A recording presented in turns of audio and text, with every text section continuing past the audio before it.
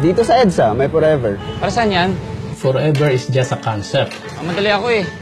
Ano ba? Oo naman. Nakita mo ba to? Depends. Maybe. I guess. Wala!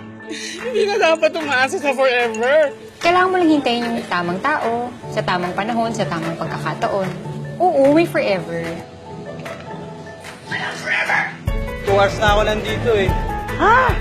Bad breath na nga ako. Kala mo lang wala! Pero meron!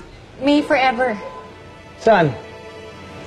Bakit ka ba nangyayang Choice mo naman yun eh. Nagkaroon ako ng boyfriend. Di ba masaya? Tapos malalaman ko, pinagpalit niya ako sa lalaki. Kahapon forever, ngayon forever din. Ang forever, tinatrabaho. That's our forever. Every day. Walang forever. Ano ba problema mo?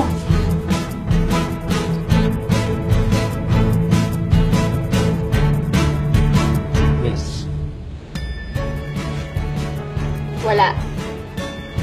Wala forever. Meron, may forever.